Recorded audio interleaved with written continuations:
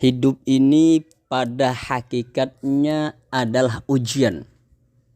Jadi Allah Subhanahu wa ta'ala akan senantiasa selalu menguji hamba-hambanya dengan berbagai macam ujian yang berbeda-beda tentunya. Berbagai musibah akan diberikan oleh Allah Subhanahu wa ta'ala kepada hamba-hambanya sebagai bentuk ujian kepada hamba tersebut. Dengan berbagai macam hal juga yang mungkin hambanya tidak suka terhadap hal tersebut.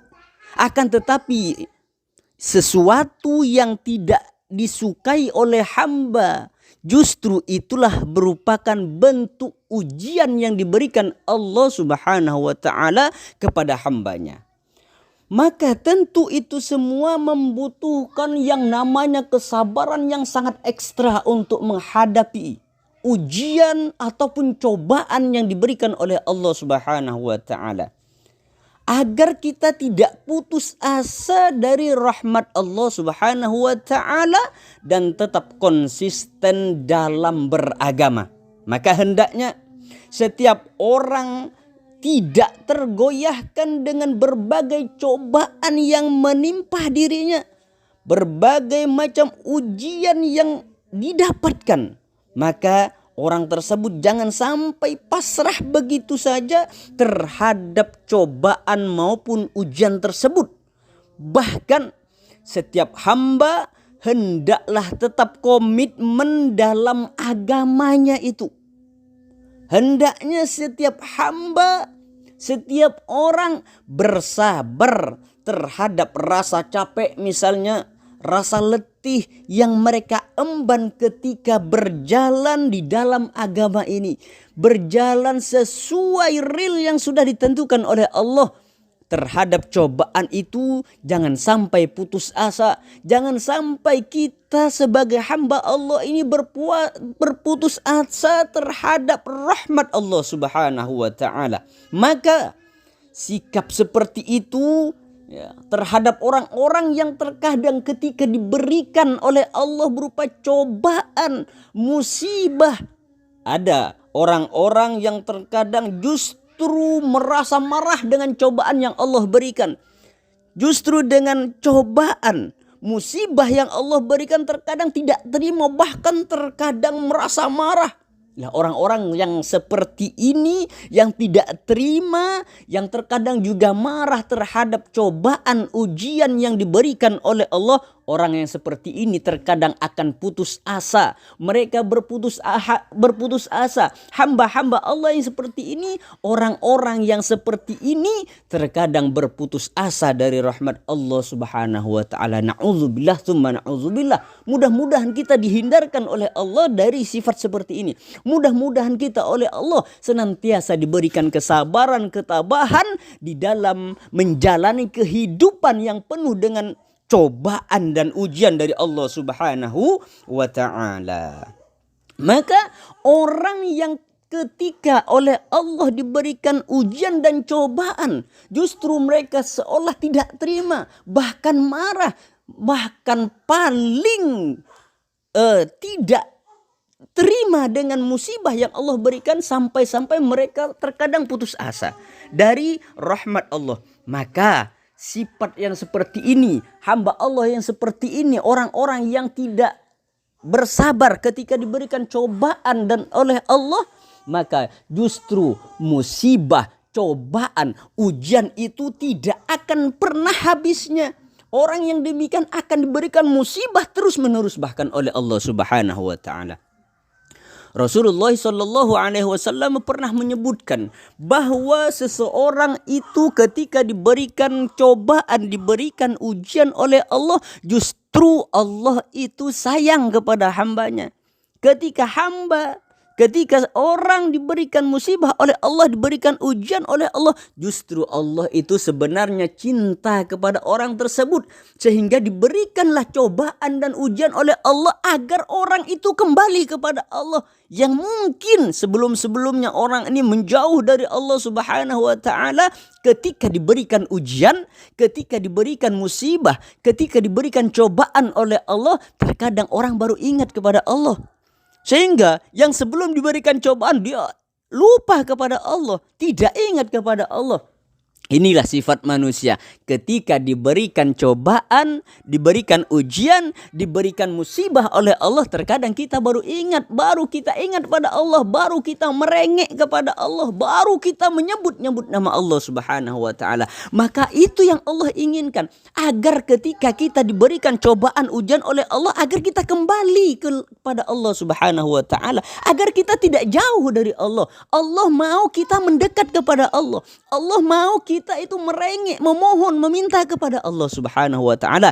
Jadi sekali lagi bahwa seorang hamba, seseorang yang diberikan cobaan, ujian oleh Allah itu adalah bentuk kasih sayang Allah, bentuk kecintaan Allah kepada hambanya. Makanya Rasulullah Shallallahu Alaihi Wasallam menyebutkan, Innallaha idza ahabba qauman ibtalahum faman radiya falahur ridha wa man sakhita falahus sakhata. Yang artinya, ya, sesungguhnya jika Allah Subhanahu wa ta'ala mencintai suatu kaum, maka Allah akan menguji mereka. Maka barang siapa yang ridho terhadap ujian tersebut, maka baginya ridho Allah. Dan barang siapa yang marah terhadap ujian, cobaan yang diberikan oleh Allah tersebut, maka baginya murka Allah Subhanahu wa ta'ala. Hadis ini diriwayatkan oleh Imam At-Tirmidzi. Ya. Maka suatu ketika pun Rasulullah Sallallahu Alaihi Wasallam pernah ditanya, Ya Rasulullah, ayun nas asyaddul bala. Wahai Rasulullah, katanya, siapa sih orang yang paling berat ujiannya? Siapa sih manusia yang paling berat cobaannya yang diberikan oleh Allah? Maka Rasulullah Sallallahu Alaihi Wasallam ketika ditanya seperti itu, Rasulullah menjawab, ya. Ketika Rasulullah tanya, Ya Rasulullah, ayun nas asyaddul bala. Wahai Rasulullah, katanya, siapa orang yang paling berat cobaannya? Siapa orang yang paling besar cobaannya? Maka Rasulullah Sallallahu Alaihi Wasallam menjawab, Al-Anbiya, thummal amthal fal amthal, fayabatala ar-rajulu ala hasabi dinihi, fa in kana dinuhu sulban ishtadda bala'uhu, wa in kana fi dinihi riqatun ibtuliya ala hasabi dinihi. Fama yabrahul bala'u bil abdi hatta yatsrukahu yamshi 'alal ardi ma 'alaihi khati'atun. Ya, yang artinya, jadi ketika Rasulullah Shallallahu Alaihi Wasallam ditanya siapakah orang yang paling besar, paling berat cobaan dan ujiannya, maka Rasulullah Shallallahu Alaihi Wasallam menjawab, Al-Anbiya, para nabi. Jadi orang yang paling besar cobaannya yang diberikan oleh Allah, yang paling besar ujiannya yang diberikan oleh Allah adalah para nabi. Jadi para nabi ini adalah orang-orang yang paling besar cobaan dan ujiannya. Jadi tidak ada cobaan yang paling besar yang diberikan oleh Allah kepada hamba-hambanya kecuali kepada para nabi. Para nabi inilah orang-orang yang paling besar, paling dahsyat cobaan dan ujiannya yang diberikan oleh Allah. Kemudian setelah para nabi siapa? Sumal amsalu fal amsal, kata Rasulullah. Kemudian orang yang semisalnya, orang-orang seumpamanya, siapa tuh? Ya jelas ini seumpama para nabi, para ulama tentunya. Para ulama, para kiai, para ustadz. Nah, inilah orang-orang yang urutan cobaan, ujian yang diberikan oleh Allah yang sangat besar. Para nabi, kemudian para ulama, para kiai, para ustadz. Ini golongan orang-orang yang diberikan oleh Allah cobaan yang sangat besar, yang sangat berat ujiannya. Ya kita ini siapa? Kita bukan ulama, kita bukan kiai, kita bukan ustadz. Wah, tapi ketika diberikan cobaan, diberikan ujian oleh Allah, wah bukan main.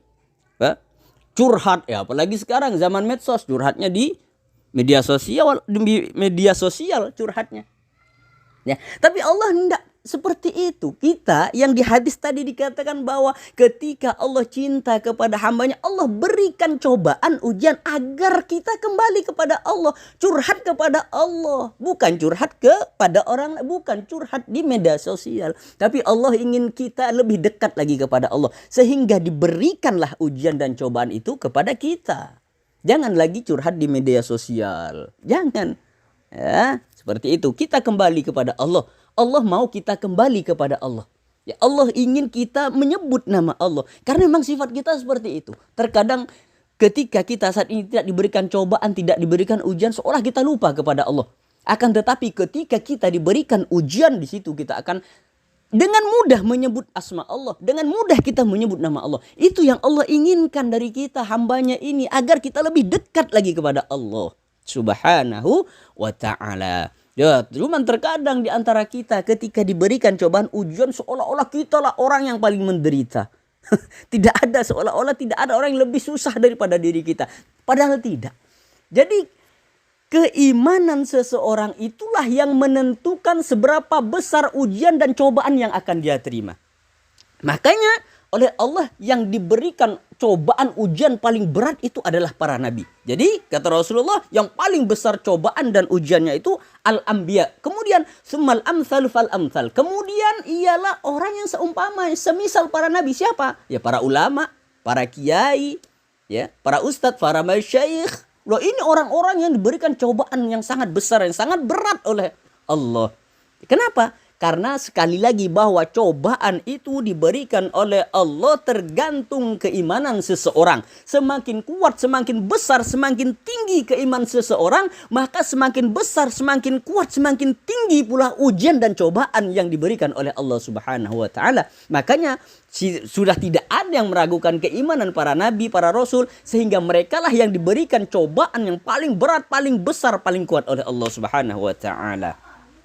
Jadi kata Rasulullah, ya, yang diberikan ujian paling berat itu adalah para nabi. Kemudian yang semisalnya dan semisalnya lagi. Maka seseorang akan diuji sesuai dengan kondisi agamanya, kondisi imannya. Apabila agamanya begitu kuat atau kokoh, maka dia akan mendapatkan ujian begitu kuat. Apabila agamanya lemah, maka dia akan diuji sesuai dengan agamanya atau imannya. Senantiasa seorang hamba akan mendapatkan cobaan hingga dia berjalan di bumi dalam keadaan bersih dari dosa. Jadi hadis ini diriwayatkan oleh Imam At-Tirmidzi. Jadi sekali lagi bahwa keimanan seseorang itu, agama seseorang itu menentukan berapa besar cobaan dan ujian yang akan dia peroleh. Semakin kuat, semakin besar, semakin tinggi agama dan keimanan seseorang, maka bala, cobaan, ujian yang akan diterima pun akan semakin besar, semakin kuat, dan semakin tinggi pula. Dan yang perlu diingat adalah bahwa ketika Allah ingin memberikan ujian kepada seorang hamba, ketika Allah memberikan cobaan ujian kepada hambanya, Allah ingin hambanya itu mendekat. Allah ingin ketika diberikan ujian sabar terhadap ujian itu. Allah ingin melihat hambanya bersih dari dosa-dosanya.